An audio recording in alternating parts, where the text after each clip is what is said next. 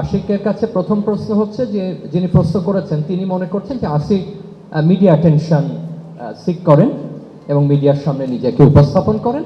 সেক্ষেত্রে উনি শিক্ষার্থীদের কল্যাণে কাজ করবেন নাকি সবসময় গণমাধ্যমের দৃষ্টি আকর্ষণ করবেন, এটা একটা। আর একটা হলো, আপনাকেই সম্বোধন করেছেন আশিক, আপনি বিভিন্ন জায়গায় বলেছেন যে আপনি একজন নির্দিষ্ট প্রার্থীকে হারাতে চান। সেক্ষেত্রে আপনি কি ব্যক্তিগত আক্রোশ থেকে কাজটি করছেন নাকি নাকি আপনার কাছ থেকে আমরা আরো ভালো কিছু আশা করব? প্রশ্নটি একটু মাঝে স্পষ্ট। প্রথম প্রশ্নটি যে করেছে সে খুবই দুষ্টু।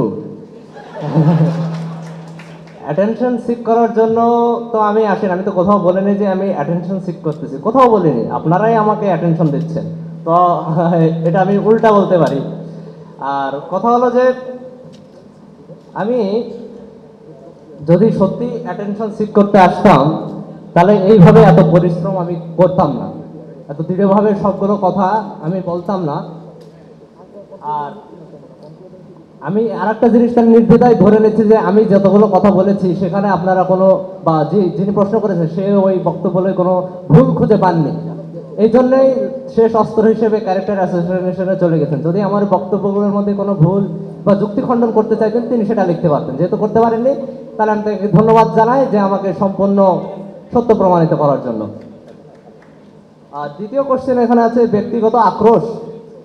দেখেন এখানে সবাইকে দেখবেন এরা নিজেদের মধ্যে, ভাইয়েরা নিজেদের মধ্যে মারামারি করে, কিন্তু দিন শেষে দেখবেন যে এরা ঠিকই একসাথে চায় খায়, আড্ডা দেয়। কথা হলো কি, দিন শেষে সবাই আমরা ঢাবির সবাই আমরা ভাই ব্রাদার। এখানে ওরকম ব্যক্তিগত আক্রোশের কিছু না। আর ওখানে আমি যা বলেছিলাম, আমি অন্তত ওনাকে হারাতে চাই, আর আমার সর্বোচ্চ টার্গেট অবশ্যই জিতে আসা। এখানে একটা মিনিমাম বলে দিয়েছি, এটা আমি বলতেই পারি। এখানে কোনো ব্যক্তিগত আক্রোশের কিছু নাই।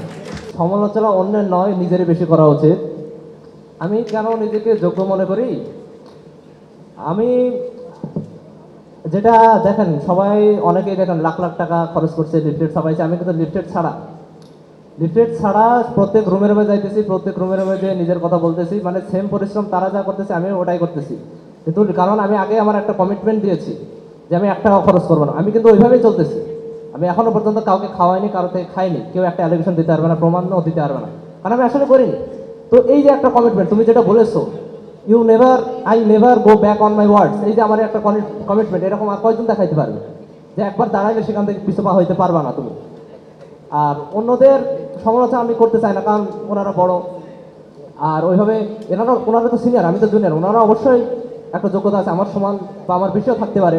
তো ওইভাবে সমালোচনা আমি করবো না। আর করলে তো করাই যায়, কাউকে গুপ্ত বানাই দেওয়া যায়, কাউকে নারী বিদ্বেষী বানাই দেওয়া যায়। তারপরে আরও অনেক জুলাইয়ের দল আছে, যদিও অনেক জুলাইয়ের দল হিসেবে তারা জাতির সাথে তামাশা করেছে, জুলাইয়ের দলটা অনেক দুর্বল, জুলাইয়ের দল হিসেবে দলটা খুবই দুর্বল। তো এরকম অনেক করা যায়, কিন্তু এগুলো ঠিক না আসলে। আর যেটা মনে করি যে আমাকে কেন, ওটা তো প্রথমেই যখন বলে দিয়েছি ইচ্ছা মতো গালি দিতে পারবেন, ওটা আগেই বলে দিয়েছি। আর আপনারা খুঁজবেন আমার হয়তোবা একটা ভুল থাকতে পারে, যে আমি হয়তোবা একটু আচরণ উশৃঙ্খল দেখতে পাইছেন, কিন্তু ওই দিন আসলে ওইভাবে করা ঠিক হয়নি। আমি আবার ক্ষমা চেয়ে নিচ্ছি বড় ভাইদের। ওইভাবে কোনো বড় ভাই না, ওখানে সবাই বেশিরভাগই জুনিয়র ছিল। 2 মিনিট প্লিজ, এক সেকেন্ড। আর মেঘবাল্লার ভাইকে, ওনাকে আমি এখন ভাই বলতেছি, কারণ সম্মান দিলে সম্মান কমে না, সম্মান বাড়ে।